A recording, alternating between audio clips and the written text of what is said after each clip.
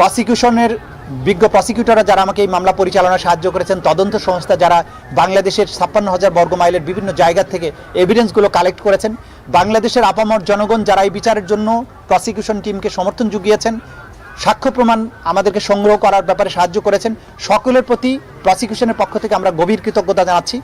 সবশেষে শহীদ পরিবার যাদের ক্ষতি কোনো কিছু দিয়ে পূরণ হবে না, তাদের সামনে অন্তত একটা ন্যায় বিচারের দৃষ্টান্ত স্থাপন করতে পেরেছি। এই জন্য তাদের প্রতি কৃতজ্ঞতা জানিয়ে আপনাদের সবাইকে ধন্যবাদ দিয়ে আমার কথা শেষ করছি। আদালত যেটা বলেছেন যে অপরাধী বা সাজাপ্রাপ্ত আসামি শেখ হাসিনা এবং আসাদুজ্জামান খান কামালের যত সম্পদ বাংলাদেশে আছে সকল সম্পদকে বাজেয়াপ্ত করে রাষ্ট্রের অনুকূলে ন্যস্ত করা হবে এবং সেখান থেকে রাষ্ট্র সকল শহীদ পরিবারকে যথোপযুক্ত ক্ষতিপূরণ প্রদান করবেন, সকল আহত পরিবারকে যথোপযুক্ত ক্ষতিপূরণ প্রদান করবেন। এটা হচ্ছে ক্ষতিপূরণের ব্যাপারে আদেশ। আর একটা অবজারভেশন তারা দিয়েছেন যে আওয়ামী লীগ এবং 14 দলীয় জোট যুবলীগ তাদের ব্যাপারে তারা যে একটা সন্ত্রাসী বা ক্রিমিনাল অর্গানাইজেশন, এইটা প্রসিকিউশনের পক্ষ থেকে সাবমিশন ছিল। আদালত বলেছেন এইটি যেহেতু আজকের এই মামলার বিচার্য বিষয় নয়, সেই ব্যাপারে তারা কোনো অবজারভেশন দেয়া থেকে বিরত থাকছেন। অর্থাৎ তাদের ব্যাপারে প্রসিকিউশনের যে আলাদা তদন্ত চলমান আছে দল হিসেবে একটা সংগঠনের ব্যাপারে যে তারা সত্যিকার অর্থে অপরাধী সংগঠন কিনা, সেটি একটি আলাদা মামলায় বিচার্য বিষয় হতে পারে। এই মামলাতে যেহেতু কোনো দল পক্ষ নয় বা আসামি হিসেবে সম্পৃক্ত করা হয়নি, সেই ব্যাপারে আদালত দলীয়ভাবে কারো বিরুদ্ধে কোনো অবজারভেশন দেয়া থেকে বিরত থেকেছেন।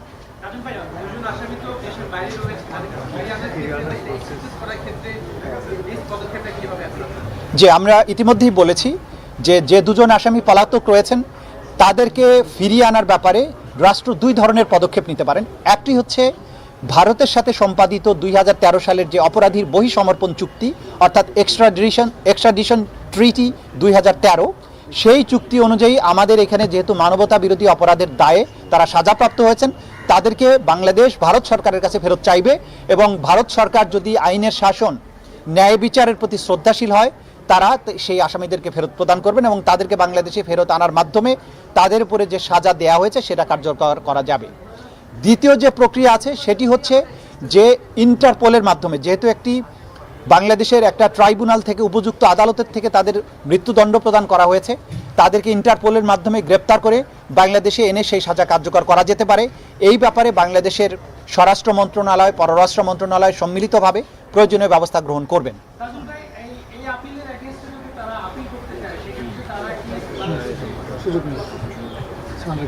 যে কোনো আদালতের আদেশের বিরুদ্ধে যদি আপিল করতে হয়, যেমন আমাদের এই মামলায় এই সাজার বিরুদ্ধে 30 দিনের মধ্যে আসামিরা চাইলে সুপ্রিম কোর্টে আপিল দায়ের করতে পারবেন, কিন্তু সেই আপিল দায়ের করতে হলে পলাতকরা কেউ করতে পারবেন না, কারণ পলাতক ব্যক্তির আইনগত কোনো অধিকার থাকে না।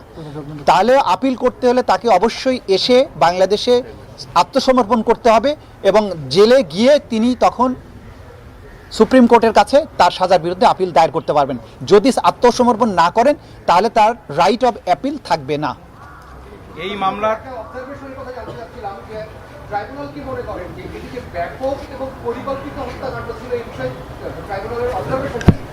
দেখুন, আমরা বারবারই বলেছি এবং আদালত এটা কিন্তু বারবার পরিষ্কার করেছেন যে ক্রাইমস অ্যাগেনস্ট হিউম্যানিটি, অর্থাৎ মানবতার বিরুদ্ধে অপরাধ হতে হলে তাকে দুটো শর্ত পূরণ করতে হবে। যে অ্যাটাক বা আক্রমণের মাধ্যমে মানুষ যে হত্যা হয়েছে সেই অ্যাটাকটা হতে হবে ওয়াইড স্প্রেড অথবা সিস্টেম্যাটিক। আদালত এখানে তার ফাইন্ডিং দিয়ে বলেছেন জুলাই আগস্ট 2024-এ বাংলাদেশের ছাত্র জনতার উপরে যে অ্যাটাকটা করা হয়েছিল সেই অ্যাটাকটা হয়েছিল নিরস্ত্র সিভিলিয়ানদের উপরে, নাম্বার 1।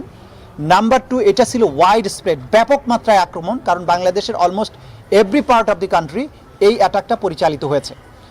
দ্বিতীয়ত যেটা তারা বলেছেন যে ওয়াইড স্প্রেড হওয়ার পাশাপাশি এই অ্যাটাকটা ছিল সিস্টেম্যাটিক, কারণ রাষ্ট্রের টপ র্যাঙ্কিং থেকে একদম কমান্ড এসে নিম্ন স্তর পর্যন্ত কমান্ড পৌঁছেছে এবং রাষ্ট্র সম্পূর্ণভাবে সম্পৃক্ত হয়ে এই অপরাধটা করেছে, সিস্টেম্যাটিক। এবং এইটা তারা করেছেন তাদের সম্পূর্ণ জ্ঞানত, তারা জেনে বুঝে এটা করেছেন। বাংলাদেশে কোথায় কত লোক মারা গেছে, কি আক্রমণ হচ্ছে, কি অস্ত্র ব্যবহার হচ্ছে, সব সম্পর্কে এই অপরাধীরা যারা সাজাপ্রাপ্ত হয়েছেন তারা প্রত্যেকে জ্ঞাত থেকে, তাদের নলেজের মধ্যে থেকেও তারা এই অপরাধ সংগঠন করেছেন। সুতরাং ওয়াইড স্প্রেড, সিস্টেম্যাটিক এবং উইথ দি নলেজ, এই সবগুলো শর্ত এই অপরাধের মধ্যে এই শর্তগুলো পূরণ হয়েছে বলেই এটা ক্রাইমস অ্যাগেনস্ট হিউম্যানিটি এবং সেই ক্রাইমস অ্যাগেন্স্ট তাদেরকে এই শাস্তিটা দেওয়া হয়েছে। চিফ প্রসিকিউটর, একটা বিষয় সেটা হলো যে এই বিচারের ক্ষেত্রে বিভিন্ন সময়ে আসামিদের সরাসরি তারা না থাকলেও বলার চেষ্টা করেছেন বিচারের অস্বচ্ছতা এবং তারা রাজনৈতিক প্রতিহিংসার শিকার, বিশেষ করে আপনারা যারা এখানে আছেন বিগত সরকারের সময় আপনারা অপরপক্ষে ছিলেন। এক, দ্বিতীয় হলে এই বিচার চলার সময় বা পুরো বিচার কার্যের সময় আপনারা কোনো ধরনের হুমকি ধামকি থ্রেট এ ধরনের মুখোমুখি হয়েছেন কিনা, কোনো চাপ ছিলেন কিনা, আজকে যেহেতু রায় হয়ে গেছে সেই ব্যাপারে আপনি বলবেন কিনা?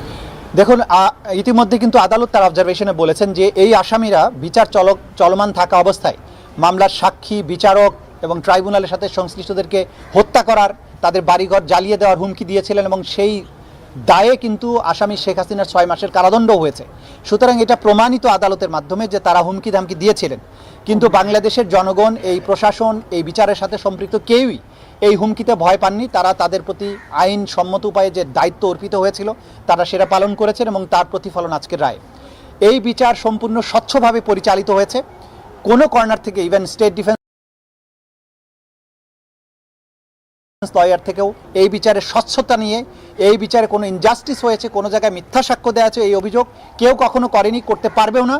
গোটা দুনিয়ার সামনে এই বিচার হয়েছে, আপনারা সাক্ষী ছিলেন। আমরা কখনো কখনো এগুলো লাইভ টেলিকাস্ট করেছি। পৃথিবীর সবার কাছে আমাদের ওপেন চ্যালেঞ্জ, এই বিচার প্রক্রিয়া স্বচ্ছ ছিল, নিরপেক্ষ ছিল, প্রত্যেকেই আইন অনুযায়ী কাজ করেছেন এবং এইখানে যে কোয়ালিটির এভিডেন্স দাখিল করা হয়েছে, আমরা আবারও চ্যালেঞ্জ করছি, দুনিয়ার যে প্রান্তে খুশি সেখানে যান, যে কোনো আদালতে এভিডেন্স গিয়ে হাজির করেন, এই অপরাধীদের একই ধরনের শাস্তি হবে বলে আমরা বিশ্বাস করি। মাননীয় চিফ প্রসিকিউটর, একটি প্রশ্ন। আজকে যে রায়টি হলো, এই রায়টি জুলাই আগস্টের অন্য যে মামলাগুলো সেগুলোর ক্ষেত্রে রেফারেন্স হিসেবে বিচারকে ত্বরান্বিত করবে কিনা, সহযোগী হবে কিনা?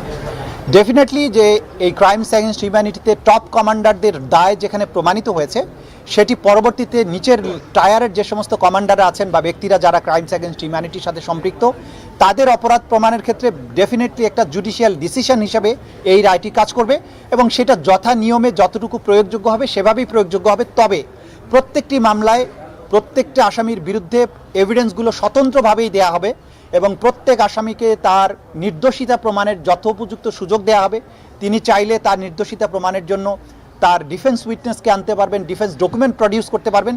এই রায় একটা নজির হিসাবে কাজ করবে, কিন্তু প্রত্যেকটি আসামি বা প্রত্যেকটি মামলার বিচার অনুষ্ঠিত হবে। এই যে রায়টা হলো, এটার মৃত্যুদণ্ডের সুনির্দিষ্ট কোনো সময়ের আইনি সময় ধার্য করে দেওয়া হলো কিনা? যেটা এখন আজকে আমি আপনাদেরকে বলতে পারি, গত সারা রাত ধরে আমাদের সকল বিজ্ঞ প্রসিকিউটরগণের নাম্বারে বিদেশ থেকে, অধিকাংশই ভারতীয় নাম্বার থেকে তাদেরকে টেলিফোনে কল করা হয়েছে, তাদের নানান ধরে গালাগালি, অশ্লীল কথাবার্তা বলা হয়েছে, গালাগালি করা হয়েছে। এগুলোকে আমরা খুব একটা আমলে নেই না, কারণ একজন অপরাধী যখন বুঝতে পারে যে সে অপরাধ করেছে এবং তার সাজা অত্যাসন্ন, তো তখন সে তার এই জাতীয় আচরণ তার অপরাধ প্রবণতাকে নির্দেশ করে। এগুলোকে আমরা আমলে নিচ্ছি না। অপরাধীরা তাদের চরিত্রই প্রকাশ করছে, কিন্তু তাদের এই সমস্ত দম্ভ, হুমকি, বাংলাদেশের মানুষকে ন্যায় বিচার প্রাপ্তির জন্য তাদের যে আকাঙ্ক্ষা, ন্যায় বিচারের জন্য তাদের যে প্রচেষ্টা, এখান থেকে কোনো অবস্থায় এক চুলো হটাতে পারবে না। 30 দিন সময় আছে আইন অনুযায়ী। আজকের থেকে 30 দিনের মধ্যে তারা আপিল করতে পারবেন। অর্থাৎ আজকে থেকে 30 দিনের মধ্যে তারা যদি এসে আত্মসমর্পণ করেন, তাহলে তারা সুপ্রিম কোর্টে আপিল করতে পারবেন। সুপ্রিম কোর্টে আপিল দায়ের হলে আমাদের আইনে পরিষ্কারভাবে বলা আছে, সুপ্রিম কোর্ট সেই আবার আপিলটা পরবর্তী 60 দিনের মধ্যেই নিষ্পত্তি করবেন। সুতরাং সেটা আইনি বিধান। তারা যদি আইনের শাসনের প্রতি শ্রদ্ধাশীল হন, তারা যদি মনে তাদের সাহস থাকে যে তারা ইনোসেন্ট, তারা যদি বাংলাদেশের বিচার প্রক্রিয়া মোকাবেলা করার তাদের সৎসাহস থাকে, আমরা বলবো তারা আসুন বাংলাদেশে এসে এই রায়ে অনুযায়ী তার আত্মসমর্পণ করে তার রায়কে তিনি চ্যালেঞ্জ করেন সুপ্রিম কোর্টে। তার যদি যুক্তি দিয়ে, তার প্রমাণ দিয়ে তিনি নিজেকে নির্দোষ প্রমাণ করতে পারেন, আমাদের তো কোনো সমস্যা নেই। আইনের গতিতেই চলবে। Thank you.